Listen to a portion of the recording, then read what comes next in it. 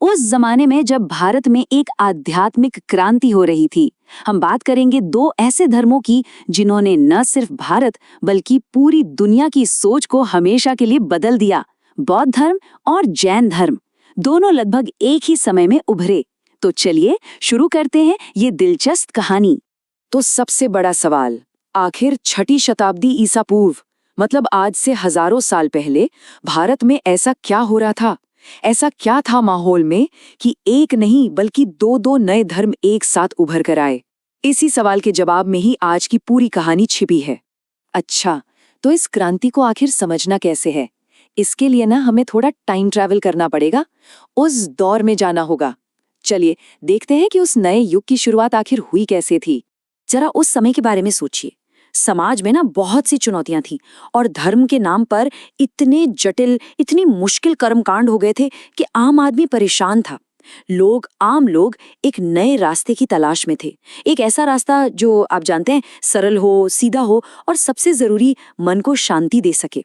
बस इसी तलाश से एक नई सोच का जन्म हुआ। और इसी तलाश के बीच पिक्चर में आते हैं हमारे पहले महान मार्गदर्शक। तो चलिए सबसे पहले गौतम बुद्ध के दिखाए रास्ते को समझने की कोशिश करते हैं। ये कहानी शुरू होती है एक राजकुमार से। नाम था सिद्धार्थ। 563 ईसा पूर्व में लुम्बिनी में उनका जन्म हुआ। सब कुछ था उनके पास, लेकिन 29 साल की उम्र में उन्होंने सब छोड़ दिया। राजपाट, महल, सब कुछ। क्यों? सिर्फ ज्ञान की खोज में। कई सालों तक भटकने के बाद लगभग 35 साल की उम्र में बोधगया में एक पेड़ के नीचे उन्हें आखिरकार ज्ञान प्राप्त हुआ और तभी से वो कहलाए बुद्ध।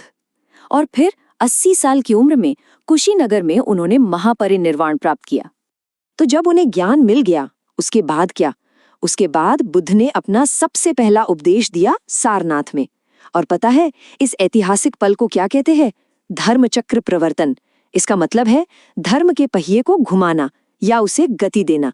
समझिए, यही वो मोमेंट था जहां से बुद्ध के विचारों का पहिया घूमना शुरू हुआ और वो आज तक पूरी दुनिया में घूम रहा है। अब बुद्ध की पूरी टीचिंग का जो कोड है, जो निचोड़ है, वो इन 4 सच्चाइयों में है। इन्हें 4 नोबल ट्रूथ्स कहते हैं।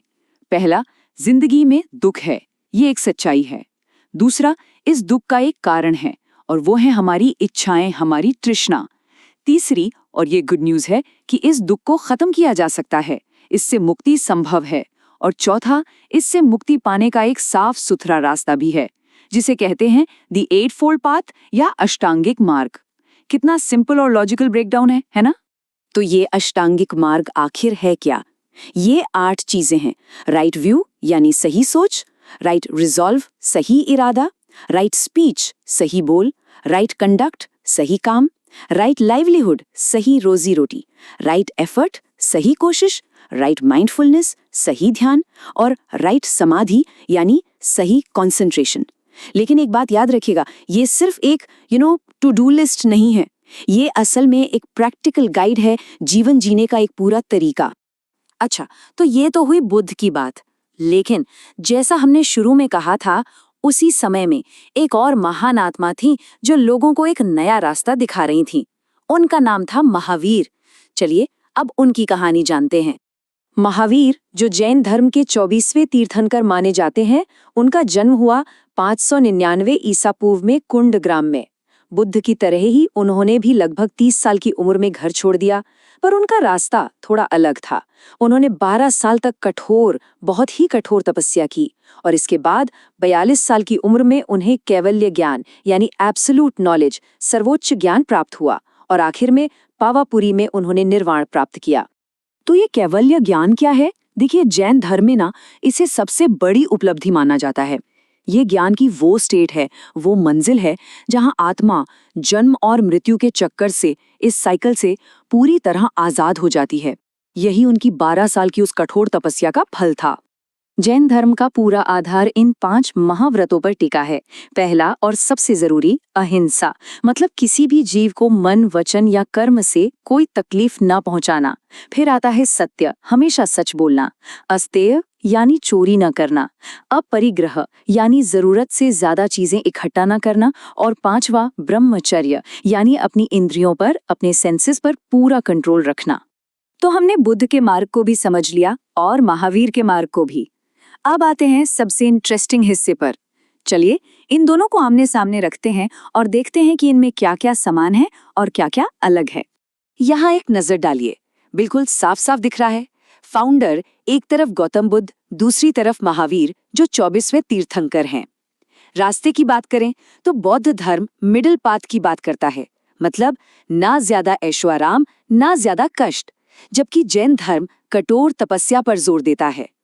कोर प्रिंसिपल्स देखें तो बौद्ध धर्म में है 4 नोबल ट्रूथ्स और जैन धर्म में है 5 ग्रेट वाउज।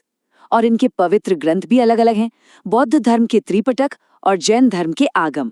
इतने सारे अंतर हैं, आपस में काफी फर्क है, लेकिन इन सब के बावजूद एक ऐसा मजबूत धागा है जो इन दोनों धर्मों को एक साथ जोड़ता है, और वो है अहिंसा का संदेश, नॉन वायलेंस। एक ऐसा आइडिया जो शायद आज पहले से भी कहीं ज्यादा जरूरी हो गया है। तो आखिर में याद रखने वाली बात यह है कि भले ही रास्ते अलग अलग थे, मंजिल तक पहुंचने के तरीके अलग थे, लेकिन दोनों ने ही समाज को अहिंसा, सच्चाई और सादगी का एक बहुत ही गहरा पाठ पढ़ाया, और यही उनकी सबसे बड़ी देन है। और यहीं पर एक सवाल के साथ इस चर्चा को छोड़ते हैं। आज की